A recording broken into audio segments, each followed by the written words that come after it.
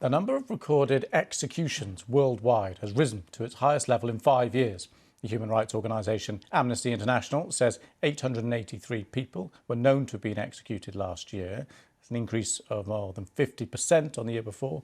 Figures don't include China, where thousands are thought to be executed each year. We'll come back to that in a moment. 90% of recorded executions were carried out in just 3 countries: Iran, Saudi Arabia and Egypt. Well, Chiara San Giorgio is from Amnesty International. Thanks very much for coming on the programme. Thank you for having me.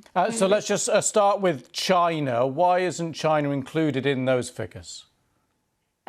Based on our assessment, we can confidently say that China continued to execute and sentence to death thousands of people last year.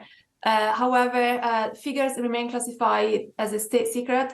And because of lack of access and lack of independent monitors, it's really difficult for us to put a figure together that would not unnecessarily underestimate the reality of the use of the death penalty in China. I see. So it's that lack of certainty about being able to calculate the numbers that means they're not in. The overall number would be significantly higher if China was in. This increase that we've seen over the last few years, do you have any assumptions about reasons for that? Yes, we have seen an uptake in executions for drug-related offences in Iran and Saudi Arabia. Iran carried out 44% of all its executions for this crime, and Saudi Arabia also reported drug-related executions, while it had not done so in previous years. We have seen these 2 states being the primary drivers for the 53% increase in the global number of known executions. And this is incredibly alarming, also because of the unfairness of the trials and the forced confessions that very often lead to the convictions and the imposition of the death penalty.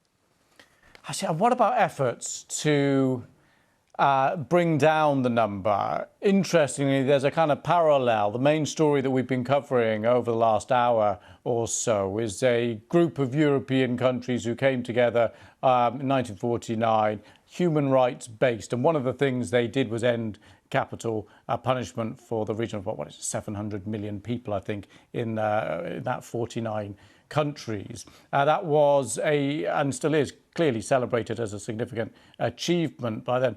What would need to happen for more countries to have that kind of record? Last year, in addition to the 53% increase in executions, we also saw 6 countries abolishing the death penalty in full or partially. So we know that we are on the right track. We know that the death penalty will be consigned to history. We need to start denouncing more of the executions that we hear about. We need to put pressure on the governments that are responsible for the executions, and for the governments that do liaise and do have relationship with those countries that are the highest executioners in the world. It's important also that we support the human rights defenders in the countries that are putting their lives on the line to fight and campaign against that penalty, and make it known that it's not only their fight, but it's also our fight too. Chiara San Giorgio, thank you very much for your time and talking us through that. Thank you.